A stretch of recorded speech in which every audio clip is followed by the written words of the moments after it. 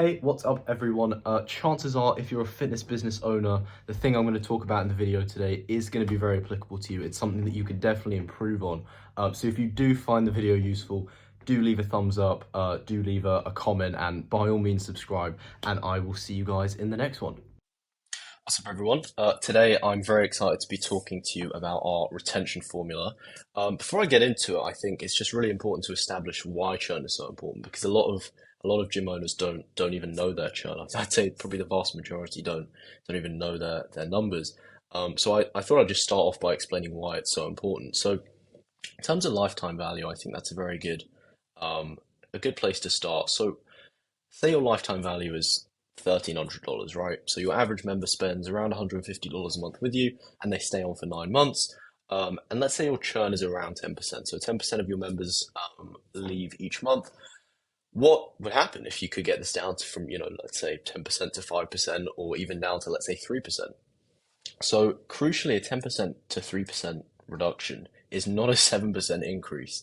It's not a trivial, increase. It's not an increase in revenue or LTV or anything like that. In fact, it's a 333% increase in lifetime value, right? So that means your lifetime value in this example goes from $1,300 to $4,500, which is a $3,150 increase per client, right? So getting your churn down is something I think a lot of gym owners misunderstand and they don't prioritize. So in this video, I'm going to explain four methods on how we reduce churn.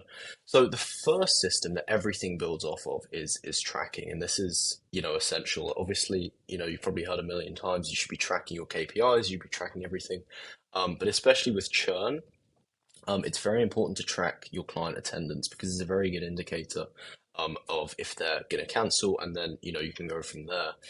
So this is the first most important step. This should also be a weekly process, right?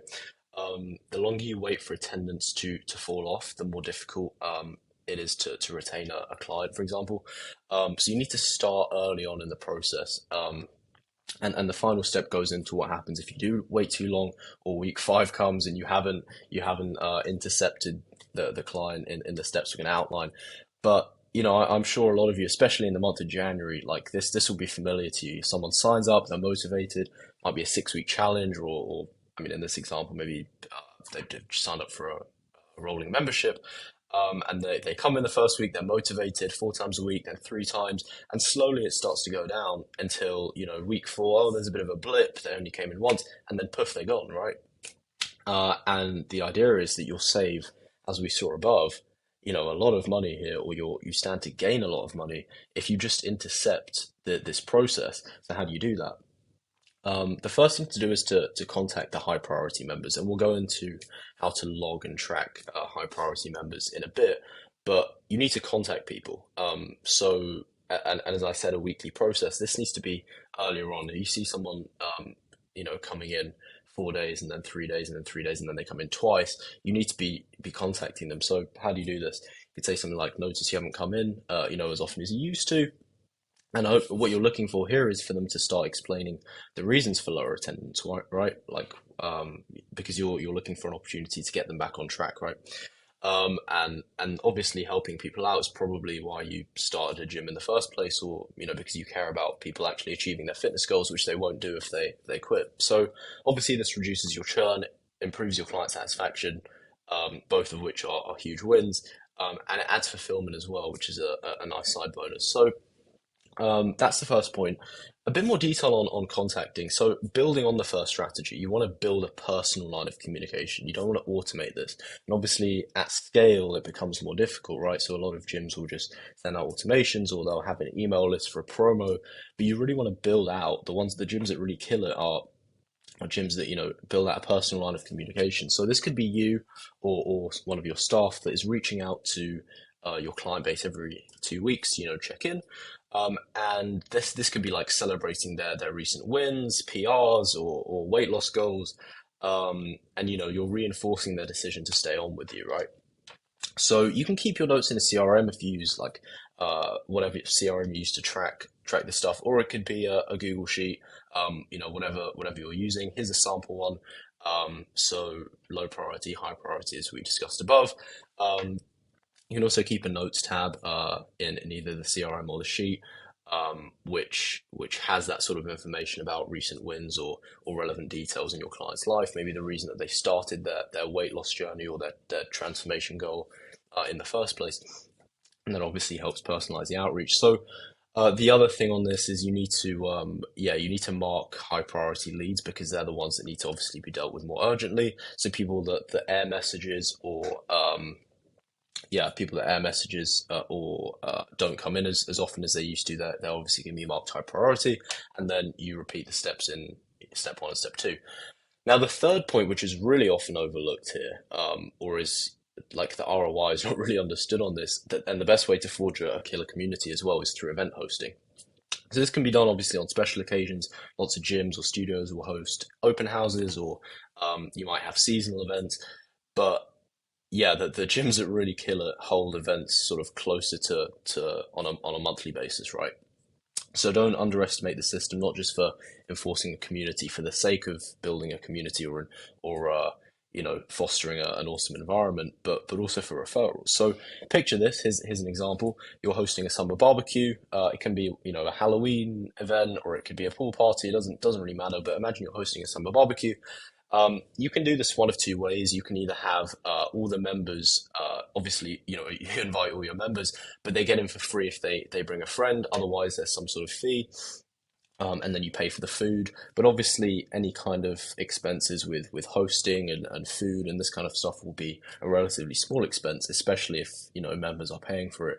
And when you consider the number of referrals that you're going to sign on, and as we saw, from the lifetime value, if you really manage to nail in your churn, each referral could be, upwards of $3,000. So when you think in this kind of way, you really start to see the return on these sort of micro actions or these difficult things. It's difficult to host an event every month, but lo and behold, you'll get some killer results. So kids can come for free. You're building better personal connections and relationships, not just between yourself, your staff, and your community, but also between the members, which is super important.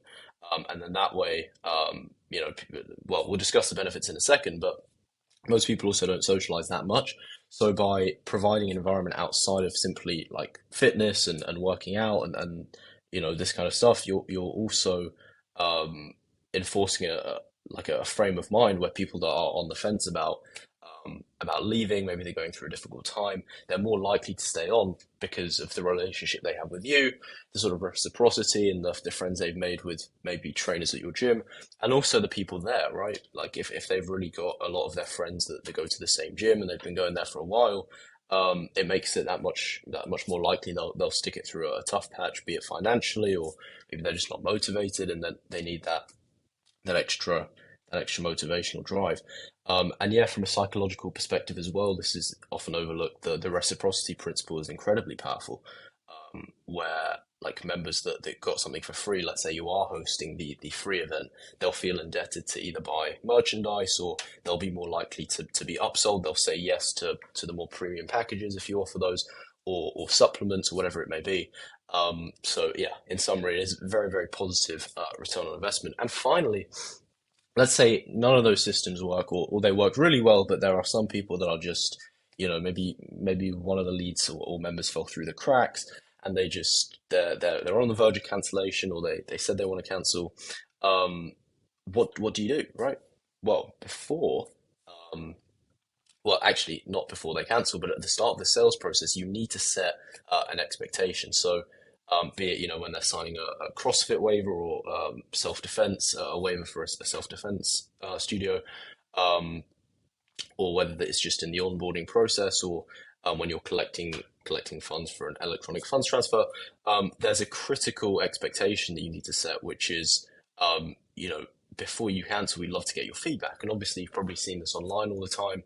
You're trying to cancel a SaaS subscription, feedback. They always try and leverage that and you're usually offered some sort of downgrade for a huge discount. In this example, you don't need to offer a discount on price. You can if you want, if you think it will make the sale easier, although I personally advise against that. Um, in fact, you're just presenting an opportunity for the person to describe their experience, right?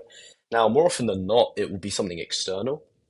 If it's not something external, you obviously get invaluable insights into how you can improve the gym. Maybe, as I said, yeah, you'll get very useful insights. So that's one thing. But the second thing is through them describing their experience and their process, they'll get to vent their experience. Let's say it's really, it's bad or they're just going through a tough time.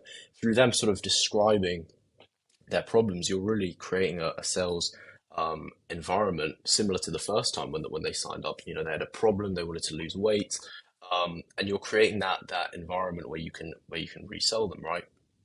And it's simple, but sorry, it sounds simple, but a lot of the time the issue won't be related to the gym. They're just going through a tough time. They need a listening ear, and they need someone to reignite them on that path. Now, there's a lot more I could go into, especially on the last point of scripts and how you would go about doing all of this. But I don't want to keep this video too long. So what I will say is, if you found it valuable, if you want to learn more about how we get these awesome results for our clients, how we do improve their retention rates, how we get them new members, guarantee them 46 new members within the first 90 days, and you want to hear more about our 90-day money-back guarantee, if you're watching this on YouTube, click the first link in the description. If you're watching it on Instagram, click the link in bio, and you can book a call with me or one of the team. And yeah, we'd love to see you on the call. Otherwise, best of luck, and yeah, hopefully see you soon.